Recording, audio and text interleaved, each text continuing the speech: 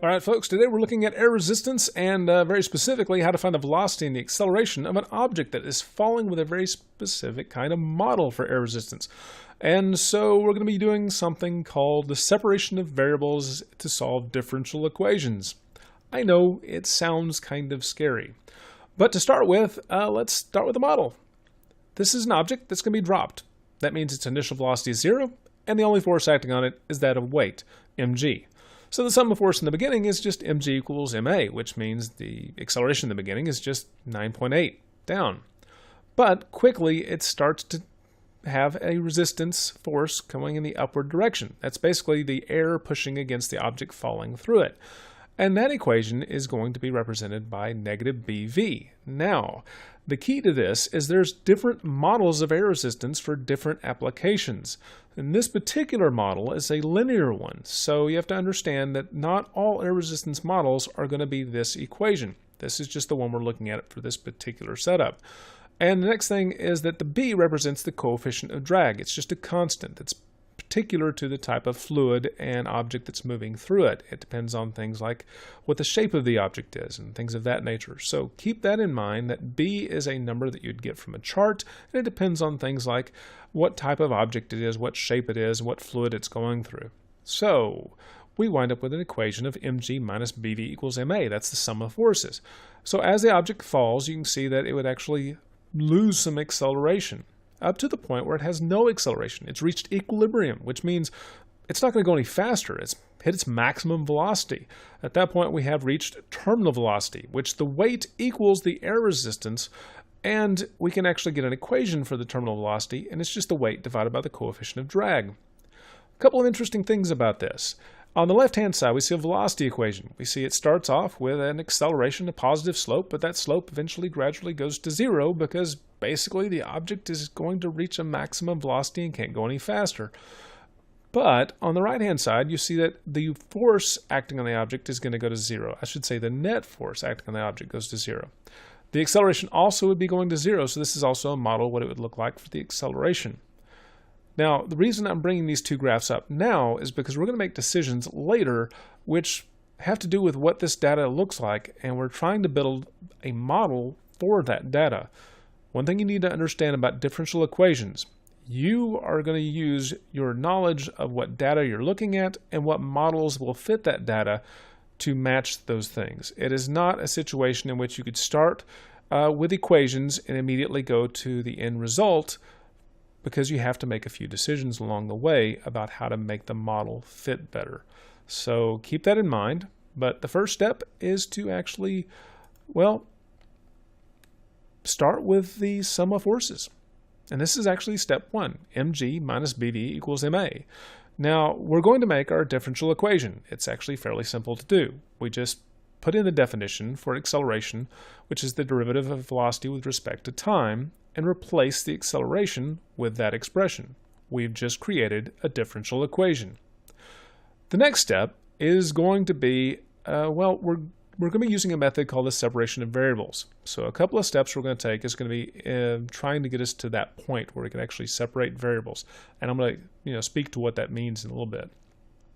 Now, starting off, first thing we're going to do is we're going to put our expression in BVT for mg. We're going to just basically substitute that so that this expression has a v here instead of a g here. Okay. The next step in this process is going to be to bring the two coefficients of drag out of each term of this expression on the left-hand side. And then we're going to divide by the m. And now what we're doing is in that process of trying to separate the variables. You notice how the v's are now grouped together. Now there's a v on the right side and there's some v's on the left. So the next step is to get that fixed.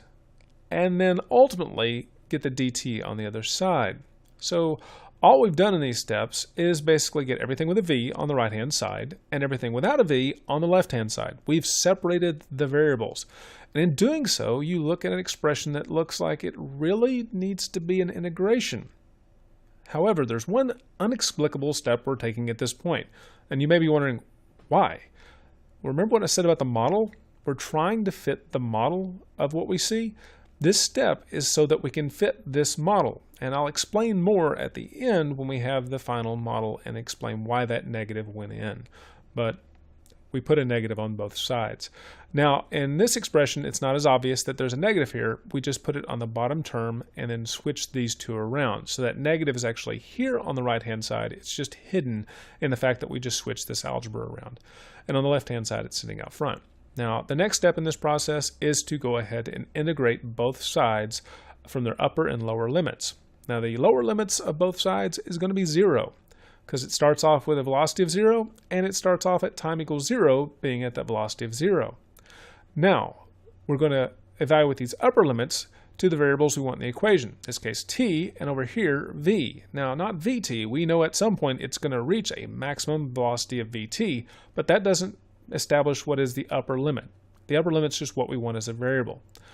Now, at this point, we have two integrations on both sides, so we got to take care of those. First of all, if we look on the left-hand side, we're looking at an integration of basically a constant. And if you integrate a constant, you wind up getting the variable that you had for the antiderivative, which in this case would be t, put next to the constant. Now, on the right-hand side, it's a little more complicated. We're looking at an expression where it's 1 over v minus vt. That actually fits this model down here. Now, if you're wondering where these equations come from, they're from the back of your calculus-based physics equation sheet. And so you see that if we have something that looks like this kind of integration, this form of integration, the antiderivative will just be the natural log of x plus a, x being v, and a being a negative vt. So we'll go ahead and evaluate those antiderivatives. And what we have on the left-hand side is, of course, that t pops into existence. And over here, we have the expression where the natural logarithm v minus vt. Now, you notice we also have our upper and lower limits, I should say lower and upper limits, on both antiderivative expressions. That means we actually have to evaluate this definite integration, which means we're looking at the limits of upper and lower limits. Not limits, I should say, bounds. And so that's what we have to do next. We have to evaluate those expressions. Now, to do that, we just plug in the upper limit into the expression in front, and then subtract it from the lower limit supplied into the expression, and do the same on the other right-hand side. And you see that we get these expressions down here. Now, that's basically the upper limit evaluated and minus the lower limit evaluated. Upper limit evaluated minus the lower limit evaluated. Now, the next step is to actually do some cleanup and simplification. First step is we actually just wind up with an expression that reduces down to the bottom right here. It's just a very simple expression.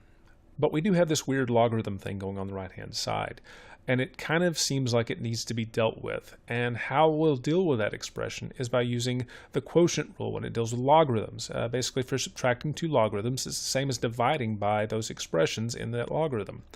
So that's what we're doing right here. We're actually just taking this term divided by this term and taking the natural log of that. Nothing happened on the left-hand side of the expression. It just stayed the same.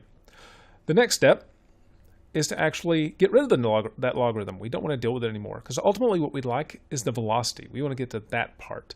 And so when we take the exponential function on both sides, we wind up getting rid of the natural log on the right-hand side, and we wind up with an exponential function on the left-hand side. Now, the next step in this process is actually, well, doing the algebra to find out what velocity is, which means we gotta get rid of that negative vt and move that to the other side, the left-hand side. And then we have to get rid of this vt, which means, of course, that's subtract vt, so we have to add vt to both sides. And we wind up with an expression for velocity, vt minus vte negative bmt. That's the velocity expression. In fact, at this point, we can kind of say we're done, except we have one more step that we can take to make it a little more neat, and also one that doesn't have to have velocity or terminal velocity in it. And that's doing a quick pull out of the vt, and then a substitution with the value that we found for terminal velocity before, which is just weight over the coefficient of drag. And then when we do that, we wind up with a final expression for velocity. And as you can see, this basically is an expression which is going to give us an object that starts off gaining velocity very quickly, but then because of this expression, winds up losing how quickly it gains the velocity as time goes on. This basically allows us to hit that model. And remember that negative I told you needed to be there? It is because this exponential function needs to be negative. That's the reason why that negative went into that equation way back in a few steps ago. It's because that right there in the exponential function needed to be negative. So our next step is to find the acceleration. And to find the acceleration, we're going to do something kind of strange. We're going to basically multiply our terminal velocity equation back into the expression. So we multiply that back into the expression, and we wind up with a term that has no coefficients, I should say no variable with respect to time. And then we have this expression over here, which does have a variable that is affecting it with respect to time. So the next step would be to take the derivative, because that's what you do when you want to find acceleration. So if we take the derivative of the first term and take the derivative of the second term, we will actually find the acceleration expression. And when you do that, you wind up getting the expression negative b over m mg over b, and there's negative in front, with that same expression. This is actually coming from what the form of an exponential function as you take the derivative. You notice that the coefficient, the a, comes out in front. That's all that's happening, is that negative bm comes out in front. And when we clean it up, we wind up with a very simple expression for acceleration, and that is just the acceleration is equal to g e to the negative bm over m times t. Now that's our acceleration expression, and it turns out both of those models fits with the two graphs that we have. So here's the thing. That is a very complicated, long, drawn-out process. And it's basically using the separation of variables to find out expressions for the velocity and the acceleration of an object with respect to time if it follows the air resistance being a linear expression. So this is something that you're going to need to be able to walk through, and so I would recommend basically, well, trying to get these expressions on your own, and just reviewing this several times to see if you can actually follow each step. And you just have to practice it until you get it, until you can get to the velocity and the acceleration expressions from the beginning.